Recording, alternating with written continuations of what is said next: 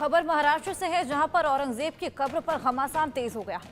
VHP ने औरंगजेब की कब्र हटाने की मांग की है। 17 मार्च को महाराष्ट्र के सभी जिलों में ज्ञापन सौंपा गया है। औरंगजेब की कब्र हटाने को लेकर ज्ञापन देगी वीएचपी। ज्ञापन पर एक्शन नहीं तो कार सेवा करेंगे, ये वीएचपी कहता नजर आया। कार सेवा करके उखाड़ देंगे औरंगजेब की कब्र, ये बेहद बड़ा बयान वीएचपी द्वारा।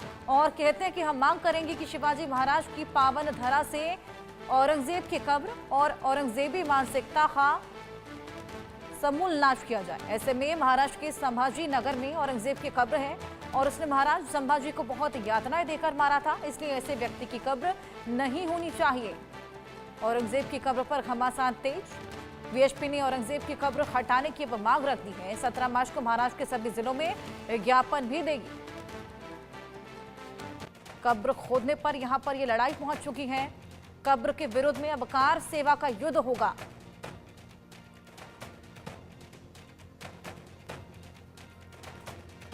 तो औरंगजेब की कब्र को लेकर महाराष्ट्र में घमासान तेज होता जा रहा है। वीएचपी ने औरंगजेब की कब्र हटाने की मांग रख दी है और इसको लेकर ज्ञापन भी देने वाली है।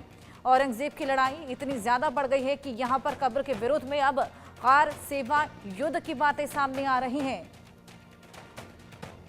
और यहां वीएचपी द्वारा मांग कि जिस तरीके से यातनाएं देकर औरंगजेब ने मारा था, ऐसे व्यक्ति की कब्र नहीं होनी चाहिए। कब्र के विरोध में कार सेवा युद्ध। और महाराष्ट्र में अब औरंगजेब की कब्र पर घमासान तेज होता जा रहा है। जिस तरीके से सदन के दौरान औरंगजेब का मुद्दा छिड़ा था, अब ये तूल पकड़ता जा रहा है। 17 मार्च को महाराष्ट्र के सभी जिलों में ज्ञापन देने वाली है वीएचपी।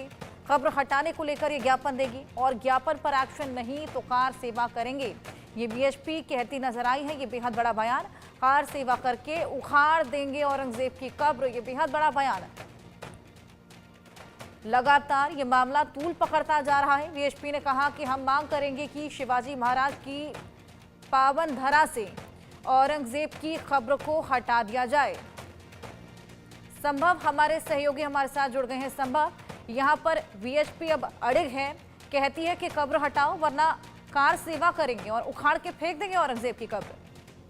जी बिल्कुल, जिस तरह से विश्व हिंदू परिषद और बजरंग दल के बयान सामने आए हैं, उस तरह से और उससे पहले ये जो पूरी सियासत है, जिस तरह से सपा के अबू आजमी की तरफ से औरंगजेब की तारीफ में बयान आया, वहां से ये पूरा मामला शुरू हुआ और ये मामला तूल पकड़ता जा रहा है। 300 वर्ष से ज्यादा वक्त औरंगजेब की मृत्यु को हो गया है, लेकिन राजनीति अभी भी औरंगजेब के नाम के इर्द गिर्द घूम रही है। और खासकर महाराष्ट्र में, जहां विश्व हिंदू परिषद के राष्ट्रीय प्रवक्ता विनोद बंसल ने यह भी कहा है कि सोमवार को यानी कि कल 17 मार्च को छत्रपति शिवाजी महाराज की जयंती पर औरंगजेब की कब्र का अंत होगा। ये बड़ा बयान उनकी तरफ से। और विनोद बंसल ने साथ ही साथ ये भी कहा है कि सोमवार को 17 मार्च को छत्रपति शिवाजी महाराज की पावन जयंती है और जिन्होंने हिंदवी और स्वराज और उसकी रक्षा के लिए अपनी 3 पीढ़ियां दांव पर लगा ली थी और मुगलों की नाक में चने चबा दिए, नाकों चने चबा दिए थे, तो ऐसे में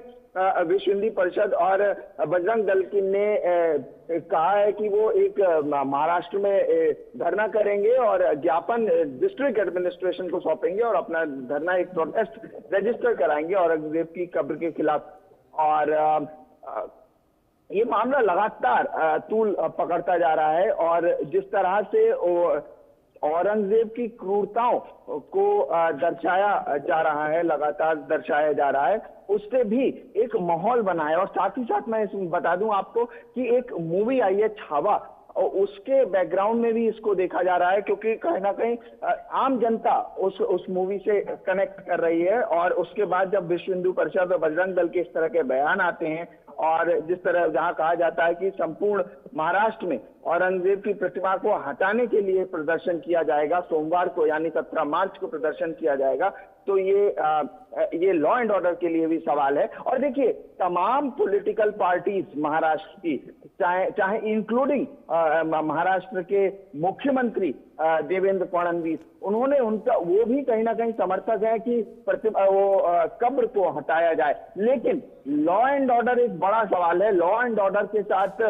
छेड़छाड़ नहीं की जा सकती। लॉ एंड ऑर्डर को मेंटेन रखना पड़ेगा, क्योंकि महाराष्ट्र के मुख्यमंत्री के अनुसार पिछली सरकार, कांग्रेस सरकार में ये जो औरंगजेब की कब्र थी, ये archaeological survey of India ASI के अंडर आती है। और जब पुरातत्व विभाग के अंदर जब कोई मॉन्यूमेंट स्ट्रक्चर आता है तो वो भारत सरकार के अलग अलग नियम उस पर लागू होते हैं और उसके कंजर्वेशन, उसके प्रिजर्वेशन, उसके बचाव रख रखाव की जिम्मेदारी आर्कियोलॉजिकल सर्वे ऑफ इंडिया के पास आ जाती है।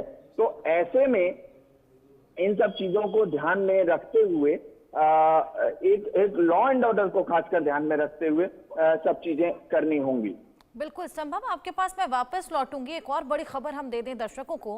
औरंगजेब की कब्र के आसपास अब सुरक्षा भी बढ़ा दी गई है। जिस तरीके से ये मामला लगातार गरमाता चला जा रहा है, उसको देखते हुए सुरक्षा यहाँ पर खड़ी कर दी गई है। कब्र के आसपास सुरक्षा बढ़ाई गई है।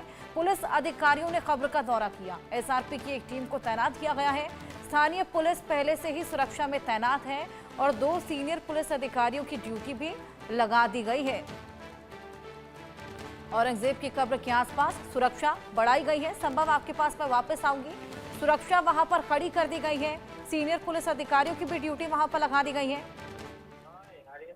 जी बिल्कुल, देखिए लॉ वही बात है कि जिस तरह से हम अभी डिस्कस कर रहे थे कि लॉ एंड ऑर्डर की सिचुएशन, लॉ एंड ऑर्डर को मेंटेन करना सरकार की जिम्मेदारी है और पूरे इस मामले में बहुत संवेदनशीलता के साथ काम करना होगा, क्योंकि जनता की जो इमोशंस हैं, भावनाएं हैं, वो इस पूरे मामले से जुड़ी हुई हैं। और ऐसे में जब विश्व हिंदू परिषद और बजरंग दल ने एक महाराष्ट्र में प्रोटेस्ट का ऐलान किया है, तो ऐसे में जो कब्र के इर्द गिर्द संभाजी नगर में जो औरंगजेब की कब्र है, उसके इर्द गिर्द सुरक्षा बढ़ा दी गई है। जो एंट्रेंस है, जाने का रास्ता है कब्र के लिए, एक लंबा रास्ता है, उसमें 2 वे बैरिकेटिंग लगाई गई है। 2 जगहों पर बैरिकेटिंग है।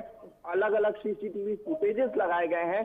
सिक्योरिटी फोर्सेस को ज्यादा डिप्लॉय किया गया है, जिससे कि वहां की जो सुरक्षा है, क्योंकि अगर जो कि ASI प्रोटेक्टेड मॉन्यूमेंट है, तो ये सरकार की जिम्मेदारी हो जाती है कि उसका बचाव करे, उसका प्रोटेक्शन करे। तो ऐसे में अलग अलग सुरक्षा कदम उठाए गए हैं। साथ ही साथ जो सीनियर इंस्पेक्टर स्तर के अधिकारी 24 घंटे ड्यूटी पर तैनात कर दिए गए हैं और कब्र पर जाने वाली जो सड़क है, वो 2 जगहों पर उस पर नाकाबंदी कर दी गई है, फिक्स पॉइंट लगाए गए हैं और हर व्यक्ति की जो भी कब्र पर जा रहा है उसकी जांच की जा रही है और उसके बाद ही उसको अंदर जाने दिया जा रहा है। और कहीं ना कहीं सुरक्षा व्यवस्था को और मजबूत कर दिया गया है, क्योंकि जिस तरह से महाराष्ट्र के मुख्यमंत्री देवेंद्र फडणवीस का बयान आया कि लॉ एंड ऑर्डर को ध्यान में रखते ही कोई भी कदम उठाना होगा। हालांकि जहां तक कब्र का सवाल है, औरंगजेब की जो लेगेसी है उसका सवाल है, उस पर लगातार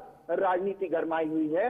और लेकिन जो जिस तरह से महाराष्ट्र के मुख्यमंत्री ने बयान दिया है कि लॉ एंड ऑर्डर, कानून व्यवस्था को पूरे तरह से ध्यान में रखते हुए ही कोई कदम उठाया जाएगा, तो इन सब चीजों को देखते हुए सिक्योरिटी मेजर्स संभव यहाँ सुरक्षा व्यवस्था खड़ी कर दी गई है। साथ ही घमासान भी तेज हो चला है। अब देखना होगा कि क्या एक्शन इसको लेकर लिया जाता है। बहुत शुक्रिया आपका तमाम जानकारी के लिए। आगे बढ़ेंगे, बात करते हैं कर्नाटक की। कर्नाटक सरकार ने सार्वजनिक ठेकेदारी में मुसलमानों को 4% आरक्षण देने का फैसला किया है। सिद्धारमैया मंत्रिमंडल ने कर्नाटक सार्वजनिक खरीद पारदर्शिता यानी कि KTTP अधिनियम में संशोधन को मंजूरी दी और इसके बाद मुस्लिम ठेकेदारों को सरकारी निविदाओं में विशेष अवसर मिलने का